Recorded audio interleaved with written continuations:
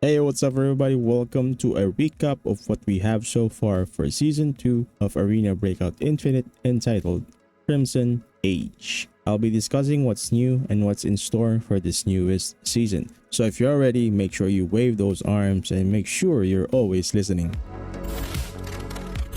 First up, we have the Battle Pass. It's pretty much the same. Some mediocre skins here and there, but nothing really special to catch your eye. The only thing worth looking at is if you satisfy easy is the nameplate banner, which has the Crimson Edge wallpaper on it. Very creative. The season exclusive skin is okay, not too bad with its detailing and textures, but clearly you can see them holding back with over-the-top skins. They're really trying not to bust right there. I checked at their battle pass most of the time to see if their max level reward is worth getting to, but so far it's still a no for me. There's no particular reason to grind for this battle pass, or is it worth it to get? It would be cool if they can incorporate a season exclusive operator skin in the battle pass instead. I've seen a lot of games do these kinds of things, and a free skin is really worth the engagement, the grind, and also working hard for throughout the season. Given the limited skins that we have for operators, this would be a good idea if they had brains for it. Next up are leaderboards. This is a feature that they should have added since the beginning of the game. But hey, at least it's here now. Here you can flex off your statistics and performance in raids, across friends, and even on global leaderboards. This will ultimately showcase which player has touched grass the least. But I'm kidding though, this is a testament of their skill, and quite honestly, being featured on the leaderboards is well deserved. And for those in the top 50, take a bath, go outside, and bask in the sun.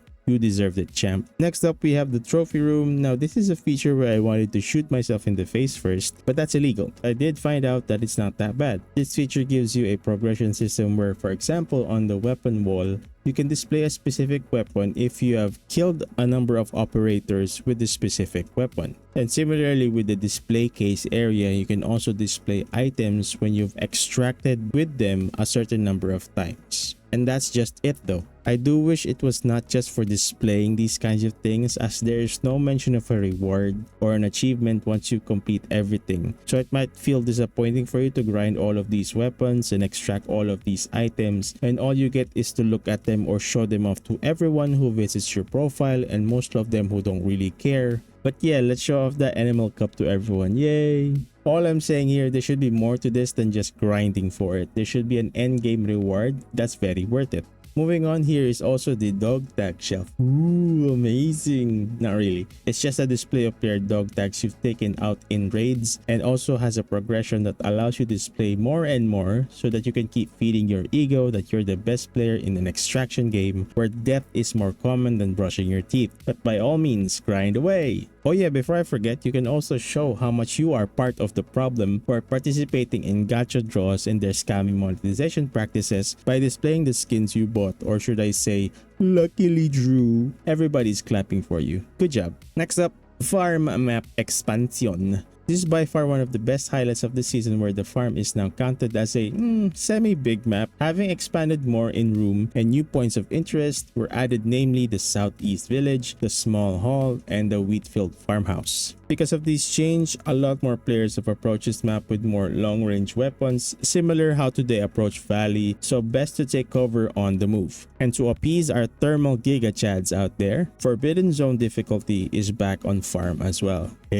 Jokes aside, this expansion on farm has its ups and downs, but more ups than the downs. Still enjoyable to play regardless. On to new game modes. Well, not really, but the new TDM game modes we had during Season 1 have been blessed with their own titles now. The 4v4 TDM, similar to gun game where you get a new weapon every respawn, is now called Arena Shuffle. I know I'm nitpicking here, but these game mode names are ass. Game mode names aside, if you want to work on your PvP, practice guns, and your game sense in ABI, this is the place to be. But you know what's not ass? New weapons. First up, we have one new SMG, and it's called the T79.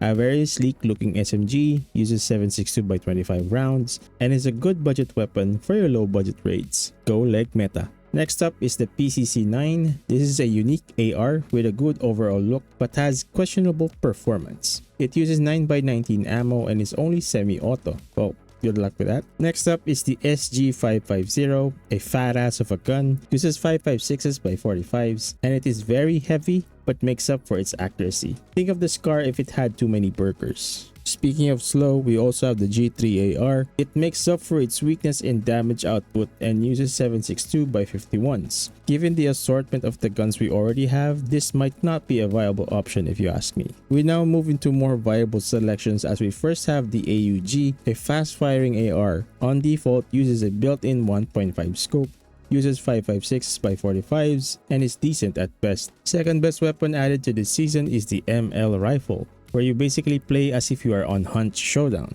The gun is dirt cheap, uses .44 calibers, and will land you good kills if you have good aim with those headshots. I've tried this bad boy and I tell you, it will be a miracle if you don't run into this on farm. And the cream of the crop and could be the most busted weapon introduced this season. No, not that one.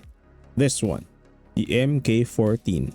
This is a marksman rifle that uses 7.62 by 51s, and its main draw that it has both semi and full auto firing modes. As much as I want to glaze this weapon, just take a look for yourself. And here is the icing on the cake. As to nobody's surprise, here's a new knife. No, not that knife. That one's cool and free. I'm talking about this knife. Do you want this knife? Well, fuck you, you gotta cough up that dough, boy. This new knife is indeed awesome to look at. It gives you that feeling when you were a kid and you're seeing a very cool toy in the mall, and then you suddenly realize it's behind glass with a claw machine and it's asking you for money if you want a chance to get it. So yeah, this is clearly a gacha draw, ladies and gentlemen. Wait, do we actually have female gamers on this game? Genuine question.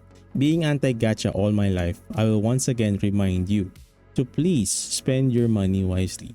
There are better things you can spend on than this kind of method of monetization, which is very predatory, but that's just me, and you are you, so proceed with caution. Other than that, don't forget to check out the events page for free weapons and items you can easily claim after a raid or two, and there's also an event coming up called Red to Breakout Challenge. Can't they think of a better name? Anyway, this is their collaboration with EAJ's Red. I don't know who the fuck that is. And you can submit your best clips using the provided music, and you can have a chance to win in-game cash, real cash, and even a Samsung monitor. Wait, I need that. I better join too. For a more rundown and visual recap of most of what I discussed today, kindly check out the new season guide on the announcement page, you lazy bastard. Other things that I may have not touched upon are the duos mod in the multiplayer game modes like TDM, so be sure to check them out. And that's pretty much all that we have so far, but there are more coming this season and the more time passes by. Honestly, I'm excited to see how duos will work out, how Forbidden Farm will play out, and what kind of meta will develop with the addition of the new weapons for this second season. For more arena breakout and extraction content, be sure to be a subscriber today, like the video, share it, mail it to your nanay, and I hope to see you all in the next video. Bye guys.